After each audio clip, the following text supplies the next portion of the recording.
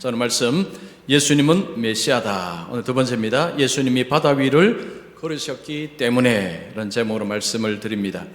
인생에서 8가지 일에만 집중하라 라는 책이 있습니다. 이 책에 나오는 이야기를 하나 하겠습니다. 사하라 사막에 비셀이라는 그 마을이 있다고 합니다. 아프리카 사하라 사막 안에 이 마을이 있습니다.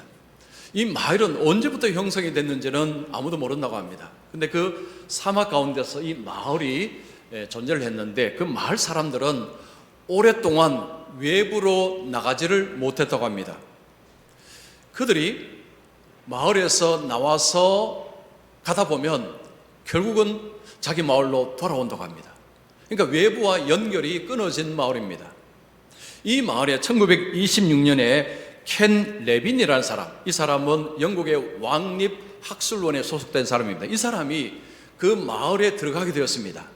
그 마을에 들어가서 마을 사람들에게 북극성을 가지고 방향을 잃는 법을 가르쳐 주었습니다. 이게 방향을 어떻게 잡는지 알려준 뒤에 마을 사람들이 그 뒤에 외부로 나갈 수가 있었다고 합니다. 그 마을에서 처음으로 외부로 나간 사람이 액터라는 사람이라고 합니다. 이 액터라는 사람이 처음으로 외부 세계로 나간 것입니다. 자, 그리고는 이 마을이 외부와 연결이 되면서 외부 사람들이 그 마을로 들어오기 시작했습니다. 그래서 지금은 1년에 수만 명이 찾는 관광 명소가 되었다고 합니다. 그래서 가난하던 마을이 이제는 꽤 부유해지고 있다고 합니다. 이 마을 중간에 동상이 하나 서 있습니다. 이 액터의 동상입니다. 그 동상에 이런 글귀가 적혀 있습니다. 새로운 삶은 방향을 분명하게 잡는 것에서 시작한다. 새로운 삶을 살려고 하면 방향을 바로 잡아라. 이것이 그 동상 밑에 이 적혀 있는 글귀라고 합니다. 여러분, 인생은 방향이 중요합니다. 방향이 없으면요, 돌고 돕니다. 방황을 합니다. 자, 그러면 이 방향을 누가 알려주실까요? 여러분, 공부를 많이 하면, 성공하면, 돈을 많이 벌면 이 방향을 알 수가 있을까요? 그런 것 같지가 않습니다. 여러분, 혹시 최재천 교수라는 분 이름 들어보셨습니까? 이분은 대한민국의 대표적인 진화론 학자입니다. 이분은 동물학자고 서울대에서 오래 가르쳤고 하버드에서 공부하신 아주 똑똑하신 분입니다.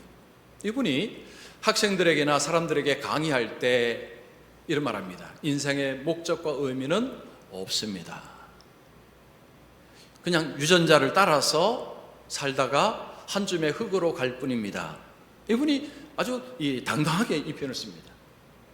이분이 이런 이야기 하자 어떤 여학생들이 이제 학교에서 가르쳤죠.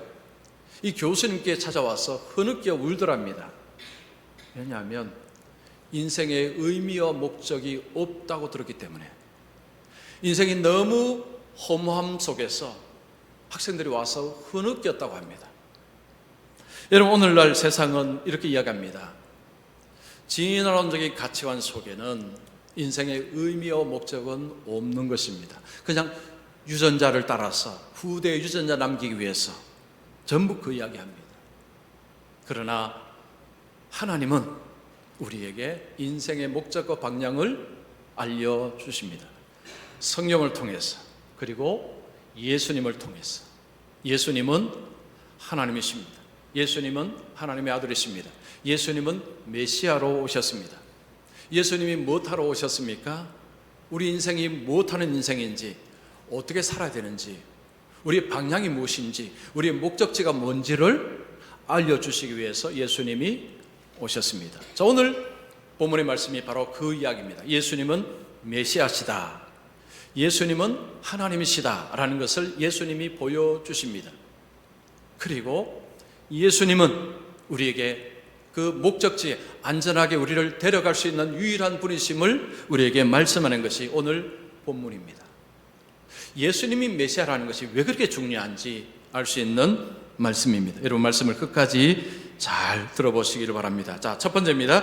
그리스도인들도 앞이 안 보이는 두려운 상황들을 자주 만난다. 관로는 두려운 상황입니다. 자, 예수님께서 빈들에서 5천 명을 먹이셨습니다. 오병이어입니다. 보리떡 5개, 물고기 2마리로 5천 명을 먹이셨습니다. 그리고 예수님이 산으로 도망치듯이 가셨습니다. 왜 이렇게 하셨습니까?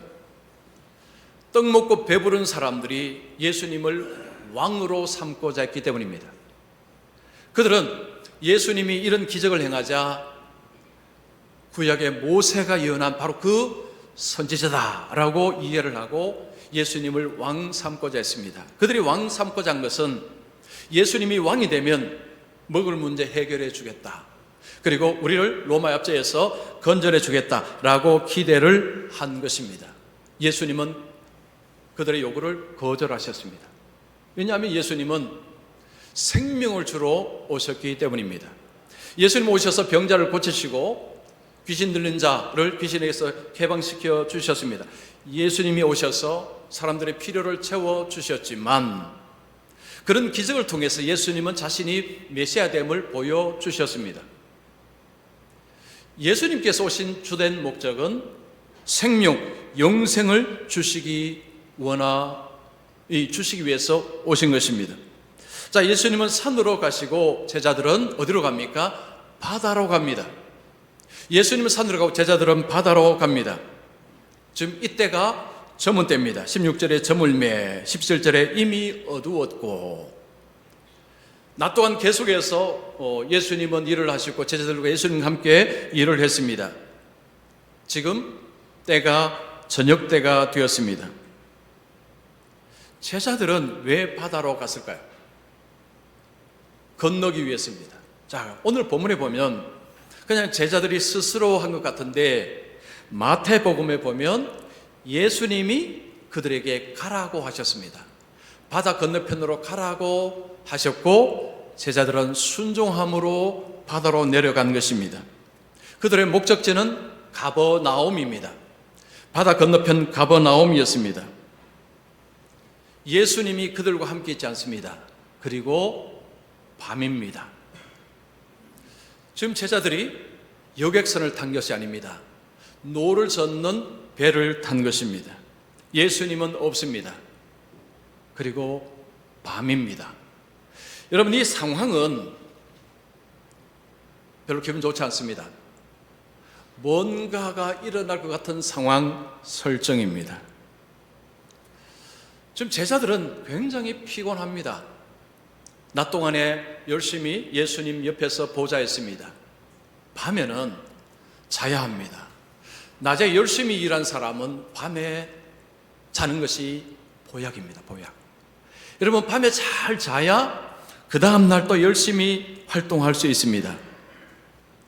근데 이 제자들은 낮에 열심히 일하고 밤에는 지금 노저으면서 바다 건너편으로 가고 있습니다. 굉장히 피곤한 상황입니다.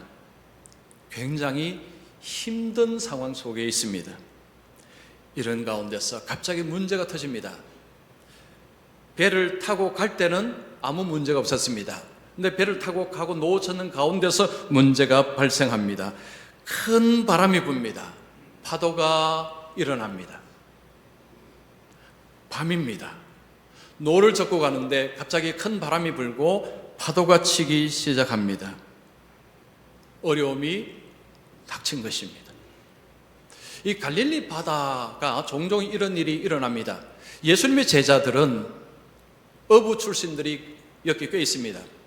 이 바다의 상황을 그들은 너무너무 잘 알고 있습니다. 그리고 이전에 이미 이런 경험을 한 적이 있습니다. 여러분, 어려움은 한 서너 번 겪으면 그 다음에는 어려움이 생기면 내성이 생겨서 어려움이 아닐까요? 여러분, 고난은 몇 번 겪으면 내성 생기고 그 다음에 고난이 생겨도 이제는 아무렇지도 않습니까? 아닙니다. 고난은요, 10번, 20번을 견뎌도 또 오면 또 괴롭습니다. 고난은 겪을 때마다 괴로운 것입니다. 여러분, 고난에는 내성이 없습니다. 이 제자들이 그 전에 이 바다에서 이런 어려움을 당했지만 지금 또 당하니 어려운 것입니다. 지금은 어떻게 보면 더 두려울 수 있습니다. 왜냐? 예수님이 안 계시기 때문에. 지금 시간이 몇 시 정도가 되었을까요? 마가복음에 보면 밤사경이라고 합니다. 밤사경. 이것은 오늘날로 새벽 3시부터 6시 사이입니다. 아마도 지금 시간은 한 새벽 3시, 4시 정도로 보입니다. 가장 어두운 시간입니다. 그리고 가장 힘든 시간입니다. 가장 피곤할 때입니다. 예수님은 그들과 함께 있지 않습니다. 근데 지금 엄청난 바람이 불고 파도가 칩니다. 배가 뒤집힐 수도 있습니다. 얼마나 무섭습니까? 여러분이 만약에 그 배 속에다 생각해보세요. 얼마나 무섭겠습니까? 두려움의 재발견이라는 책이 있습니다. 이 책에 보면 이 책의 저자가 이제 한 100명 모인 사람들에게 강연을 합니다. 사람들에게 이렇게 물었습니다. 여러분이 차가 다니는 도로를 건널 때 무섭습니까? 안 무섭습니까? 라고 물었습니다. 그러자 한 2명 정도가 무섭습니다라고 했습니다. 대부분은 뭐 그냥 잘 살피며 가면 되니까 별로 무섭지 않다고 했습니다. 질문을 바꾸었습니다. 여러분의 눈을 가리고 건넌다 하면 무섭습니까? 안 무섭습니까? 여러분 이거 무섭습니까? 무섭습니까? 무섭습니다. 그러니까 손을 다 들었습니다. 무섭습니다. 이게 무슨 이야기냐면요, 무서움이라는 것은, 두려움이라는 것은 인간의 고유한 감정이라는 거죠. 즉 무서운 상황이 되면 무서운 것이 정상이란 말입니다. 몸에 좀 이상이 생겨서 병원에서 검사를 했는데 의사가 중한 질병입니다 라고 하면 두려움이 몰려옵니다. 일터에서 일을 열심히 합니다. 근데 그 회사가 어려워져서 해고를 통보합니다. 해고 통지를 받았습니다. 두려움이 찾아옵니다. 이런 두려움의 상황에서는 두려움을 가지는 것이 정상이라는 거죠. 혹 그런 상황에서 두려워하지 않는 사람이 있기는 합니다. 여러분 그거 문제입니다. 스카펙이라는 정신과 의사가 이런 표현을 썼습니다. 두려움이 없는 것은 뇌가 고장난 것이다. 재밌는 표현이죠. 여러분 두려운 상황에서 두려움이 없는 것은 이 뇌가 고장이 났다는 것입니다. 정상적인 사람은 두려운 상황에서 두려워하는 것이 이게 맞다는 거죠. 여러분 예수를 믿는 사람도 두려운 상황에서 두려운 것이 정상입니다. 만약 여러분이 어떤 그런 상황에서 두려워하고 있는데 예수 믿는 친구나 어떤 사람이 와서 여러분을 막 부딪히면서 아니 예수 믿는 사람이 그렇게 두려우면 됩니까? 라고 하면요, 여러분 그 사람을 째려보십시오. 당신 이상한 사람이요라는 것입니다. 여러분 예수 믿어도 두려운 건 두려운 것입니다. 여러분 성경에서 욥이라는 사람은 정말 엄청난 사람입니다. 믿음의 사람입니다. 그런데 욥의 고백을 한번 들어보실까요? 욥기 3장 25절 우리 같이 읽습니다. 시작.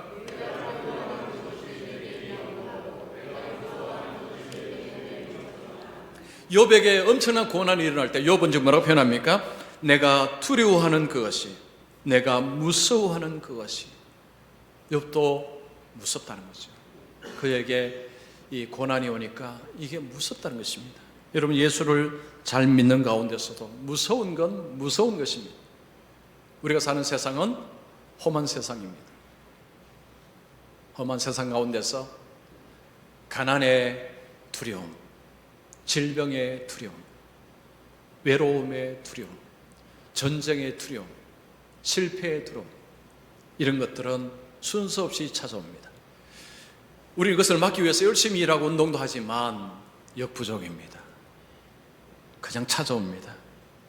예방하려고 애를 쓰지만 찾아오는 것이 두려움입니다. 그리스도인들에게도 이런 두려운 상황은 여지없이 찾아옵니다. 두려울 때 두려워하는 것은 문제가 아닙니다. 그러면 어떻게 해야 되느냐? 바로 이게 중요하죠. 두 번째입니다. 메시아이신 예수님만이 믿는 자들을 천국으로 인도한다. 제자들은 지금 바다에서 큰 바람을 지금 맞고 있습니다. 파도가 칩니다. 계속해서 노를 젓습니다. 여러분 그때 노를 저으면 앞으로 가는 게 쉽습니까? 어렵습니까? 잘 안 나갑니다. 그냥 뭐 바람도 없고 할 때는요, 열심히 노저면 가겠죠. 근데 바람 치고 파도 치는데 여러분 아무리 애써 보십시오. 거의 헛고생입니다. 거의 제자리 걸음입니다. 진도가 잘 나가지 않을 것입니다. 지금 제자들이 그 바다에 어느 지점에 와 있을까요? 여러분 19절 보시면 제자들이 노를 저어 10여리쯤 가다가, 이 10여리가 어디냐 하면 한 4.6에서 5.6km라고 합니다. 갈릴리 바다로 하면 거의 중간 지점, 밤입니다. 큰 바람이 붑니다. 파도가 칩니다. 그들은 바다 중간 지점에 있습니다. 여러분, 지금 그들이 갈 길이 아직도 멉니다. 멀리 있습니다. 여러분, 맛있는 이게 음료수를 드시면서 반 남았습니다. 그러면 뭐라고 이야기합니까? 아이고, 반밖에 안 남았네. 근데 만약에 여러분이 그 입에 쓴 약을 먹는데 반 남았다 하면 뭐라고 이야기합니까? 반이나 남았네. 지금 제자들은요, 좀 중앙에 왔는데 아직 갈 길이 아직 멉니다. 이 반은요, 아직도 그들에게 먼 거리입니다. 왜냐하면 지금 상황이 너무너무 힘들기 때문입니다. 근데 그때 뭔가가 다가옵니다. 마태복음 보면요, 제자들이 무서워서 소리를 지릅니다. 유령으로 생각을 한 것입니다. 자, 오늘 본문에서는 그 표현은 없습니다. 여러분 19절 보시면 예수께서 바다 위로 걸어 배에 가까이 오심을 보고 두려워하거늘, 예수님께서 바다 위로 그들에게 걸어서 오신 것입니다. 그들은 예수님을 알아보지 못합니다. 왜 몰라보았을까요? 본 적이 없기 때문입니다. 이전에 예수님이 이렇게 하신 것을 못 봤다는 거죠. 자, 그들은 새벽에 비 오는 가운데서 막 이 바람 불고 막 치는 가운데서 예수님이 오시는 것을 그들은 경험을 못한 것입니다. 유령으로 생각을 했습니다. 예수님이 물 위로 걸으셨다. 많은 사람들이 그런 일은 없습니다 라고 이야기합니다. 교회를 다니는 분들 중에서도요, 이거 못 믿는 사람이 꽤 있다고 합니다. 혹시 여러분 어떻습니까? 혹시 마음속에 예수님이 그래도 그렇지, 이건 좀 너무한 소리다, 어떻게 물 위로 걸을 수 있는가, 혹시 이런 생각하십니까? 자, 그래서 사람들은 이런 이야기입니다. 예수님이 물 위로 걸으신 것이 아니고 그 바다 갓길, 아니면 해변가, 거기를 걸으셨다는 거죠. 제자들이 착각했다는 것입니다. 여러분, 갈릴리 바다가 작지 않습니다. 그 깜깜한 밤에 저 바다 바닷가의 그 길이, 거기에 사람이 있으면 보일까 안 보일까? 안 보입니다. 여러분, 지금 칠흑하던 밤에는요, 가까이도 잘 안 보입니다. 그런데 여기 이 바다 중앙입니다. 그 바닷가가 어떻게 보입니까? 그리고 거기에 있을 때 유령이라 소리칠 일은 없죠. 사실은 이 해석은 말도 안 되는 해석입니다. 예수님이 물 위로 걸어서 오신 것입니다. 예수님께서 제자들에게 말합니다. 내니 두려워하지 말라. 지금 제자들이 두려워합니다. 내니 두려워하지 말라. 그리고 예수님을 기쁘게 영접합니다. 21절에 이에 기뻐서 배로 영접하니, 마가복음 보면 예수님이 배에 오르시자 바람이 그치고 파도가 잔잔해졌다라고 이야기합니다. 제자들은 예수님을 기쁘게 영접을 했습니다. 자, 여기서 우리가 이런 질문 한번 해보면 좋겠습니다. 예수님은 제자들이 바다로 갈 때 바람 속에서 좀 고통을 당하는 거 예수님이 다 하셨습니다. 그래서 오신 거죠. 예수님이 굳이 안 오시고 예수님이 그냥 산에서 바람아 파도야 잔잔하라면 그냥 정리가 됩니다. 근데 예수님이 그렇게 안 하시고 예수님은 굳이 물 위로 걸어서 제자들에게 오셨습니다. 왜 이렇게 하셨을까요? 여러분, 성경에 올 때 이 질문 하셔야 됩니다. 왜 이렇게 하셨을까? 바로 예수님이 자신이 누구신가를 보여주시기 위해서입니다. 지난주에 오병이어로 5,000명을 먹일 때 이걸 표적이라고 했습니다. 표적은 표지판 같은 것이라고 했습니다. 예수님이 메시아이심을 알려주는 표지판 같은 기적이 표적이라고 말씀드렸습니다. 예수님이 보리떡 5개, 물고기 2마리로 5,000명을 먹이자 무리들은 그것을 보고 모세 같은 선지자로 이해를 했습니다. 오늘 본문에서도 예수님은 물 위로 걸으심을 통해서 예수님은 자신이 하나님 되심, 메시아 되심을 보여주신 것입니다. 자, 예수님께서 제자들에게 내니라고 하셨습니다. 내니. 여러분, 내니라는 것은 나는 뭐뭐이다, 나는 나다라는 표현입니다. 구약에 보면 하나님이 모세에게 나는 스스로 있는 자다라고 말씀하셨죠. 이 표현입니다. It is I, 영어로 봐요. It is I입니다. 나는 나다, 나는 뭐뭐이다, 나는 생명의 떡이다, 나는 참 포도나무다 라는 표현이 요한복음 계속 나옵니다. 이거 뭐냐면 나는 하나님이다, 나는 신적인 존재다 라는 것을 드러내시는 것입니다. 요한복음에는 반복해서 나는 뭐뭐이다, 나는 뭐뭐이다 라는 반복해서 나옵니다. 뭘 의미하느냐? 예수님은 하나님이시다, 예수님은 신이시다 라는 표현입니다. 그리고 예수님께서 물 위로 걸으신 이것은요, 예수님이 하나님 되심을 보여주는 증거입니다. 자, 우리 하박국 3장 15절 말씀 같이 읽습니다. 시작.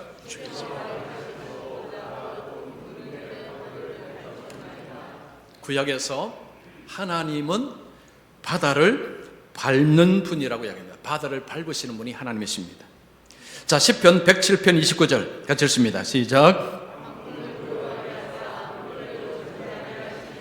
하나님은 광풍을 고요하게 하시고 물결도 잔잔하게 하시는 분이 하나님이십니다. 구약의 하나님은 이런 분이시다 설명이 되었죠. 예수님은 그것을 행하셨습니다. 예수님께서 물 위로 걸으시자 제자들은 그걸 눈으로 봤습니다. 이분이 하나님이시구나, 이분이 하나님이시구나 라는 것을 그들은 알아챘다는 것입니다. 예수님께서 이 칠흑 같은 새벽에 이 제자들에게 물 위로 걸으셨다는 것은 내가 누구다, 내가 하나님이다, 내가 메시아다라는 것을 그들에게 보여주신 것입니다. 나를 바꾸는 인생 심리학이라는 책이 있습니다. 이 책에 보면 어떤 그 운전기사 이야기 나옵니다. 이 운전사는 정신병자들을 정신병원으로 이렇게 운송하는 일을 하는 사람이었습니다. 어느 날 이 사람이 3명의 정신병자를 정신병원으로 인도하는 일을 하는데 그만 중간 정도에서 잃어버렸습니다. 아마 차를 세고 화장실 갔다 온 가에 아마 도망갔는지 어쨌든 잃어버렸습니다. 큰일 났습니다. 그래서 이 사람이 어떻게 했느냐 하니까 버스 정류장에서 3사람을 태웠습니다. 공짜로 태워주겠습니다 하고, 그러니까 3사람이 좋아서 그냥 탔습니다. 그리고 이 사람을 데리고 정신병원으로 간 것입니다. 정상인이 졸지에 정신병원에 입원하게 된 것입니다. 이 사람들이 한 30일 정도 지나서 이제 퇴원을 했는데 나중에 베이커라는 기자가 이 사람들을 인터뷰를 했습니다. 당신들은 어떻게 정신병원에서 나올 수 있었습니까? 라고 물은 것입니다. 첫 번째 사람이 자신이 정상이라는 것을 증명하기 위해서 이렇게 했답니다. 저는 그 의사 앞에서 지구는 둥굽니다, 이것은 진리입니다 하면서 과학적인 진리를 쫙 설명을 했대요. 쫙 설명했답니다. 기자가 물었습니다. 그러니 의사가 믿어 주었습니까? 아니요, 안 믿어줬습니다. 간호사에게 주사 한 방 놔라 하고 자기는 떠났습니다. 자, 두 번째 사람 물었습니다. 당신은 어떻게 증명을 했습니까? 두 번째 사람은 나라 정상들 이름을 쫙 읊었답니다. 미국의 대통령은 누구고, 뭐 영국, 뭐 인도, 그리고 남태평양의 작은 나라들까지 지도자 이름을 줄줄줄 읊었답니다. 내가 정상이라는 그런 증명을 이렇게 한 것입니다. 기자가 물었습니다. 의사가 믿어 주었습니까? 아니요. 의사가 간호사에게 이 사람 주사 한 방 놔라 하고는 가버렸습니다. 세 번째 사람이 물었습니다. 당신은 어떻게 했습니까? 저는 저녁에 잘 시간에 잤습니다. 일어날 시간에 일어났습니다. 밥 주면 잘 먹었습니다. 그리고 의료진들이 면도를 해줄 때 정중하게 감사합니다 라고 했습니다. 그냥 그렇게 살았습니다. 한 28일 정도 지나자가 의사가 이 사람 정상이다 라고 하더랍니다. 그리고는 다른 사람도 같이 이렇게 나왔다고 합니다. 여러분, 이 이야기는 우리에게 중요한 교훈을 줍니다. 정상인이 정상인임을 증명하는데 말로는 어렵다는 이야기죠. 말로 나는 얼마나 정상인 말로 해봐야 이게 별로 그렇게까지 설득력이 크지 않다는 것입니다. 그러면 여러분, 정상인이 정상이라는 보여줄 수 있는 방법은 뭐냐? 정상인처럼 사는 것입니다. 정상인으로 사는 것입니다. 이게 강력한 방법이라는 거죠.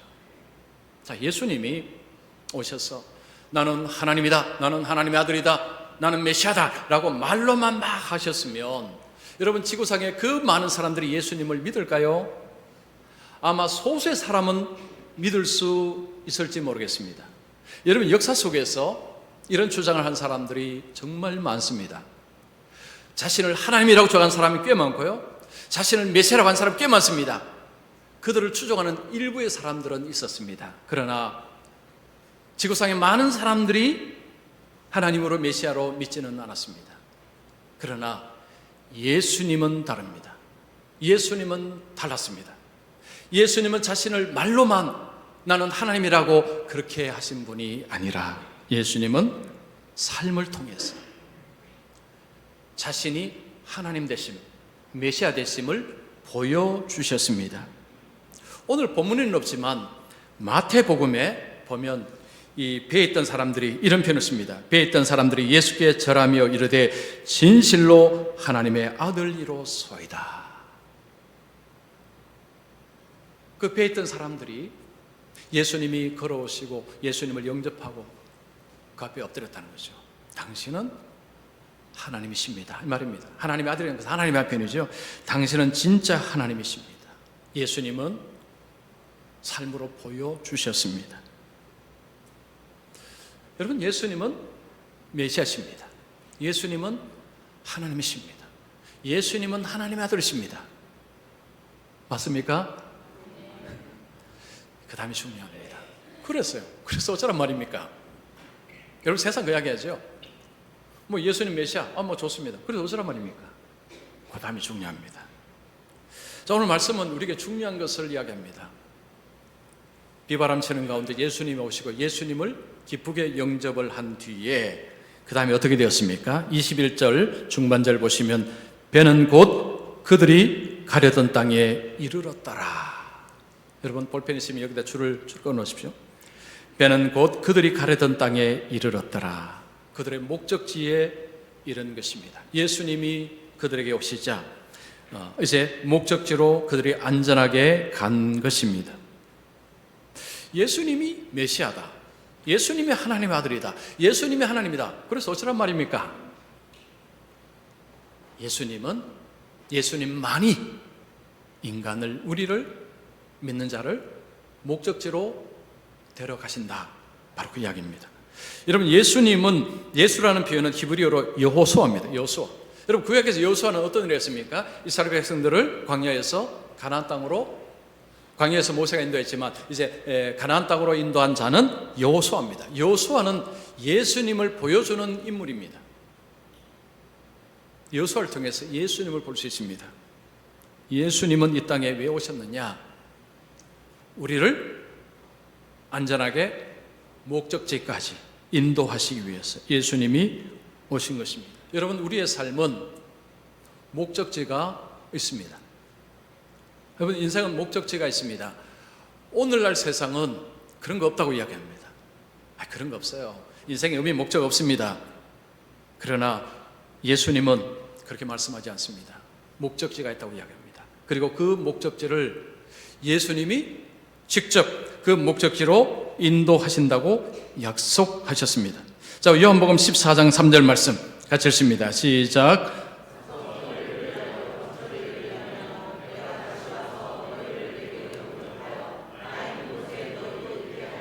여러분, 이 말씀은 정말 중요한 말씀입니다.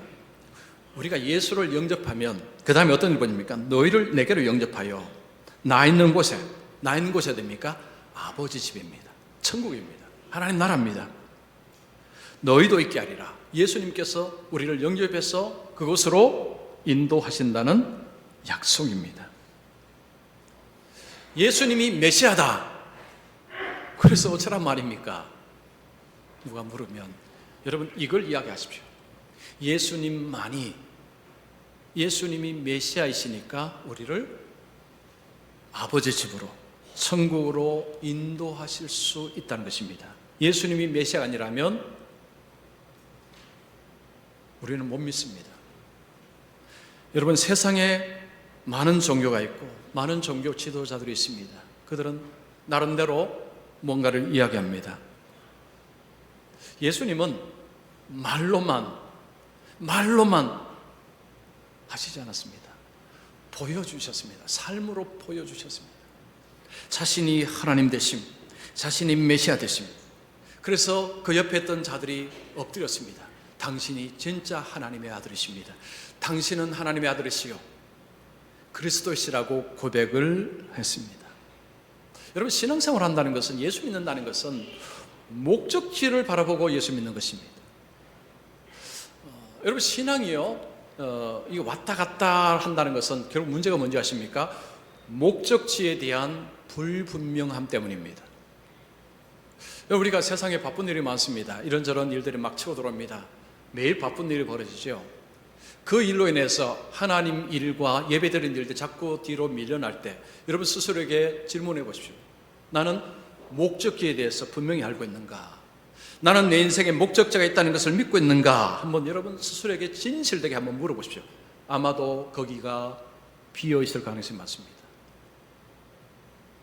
많은 분들이 교회를 왜 다니냐고 물으면 이런 대답한다고 합니다. 마음의 평안을 위해서. 의외로 많은 분들이 마음의 평안을 얻기 위해서 교회를 온답니다. 예수 믿으면 마음의 평안 얻는 것은 선물이죠. 여러분, 그것이 목적은 아닙니다. 우리의 목적은 목적지를 위해서 가기 위해서입니다. 근데 그 목적지는 우리 힘으로는 못 갑니다. 보이지도 않습니다. 어딘지도 모릅니다.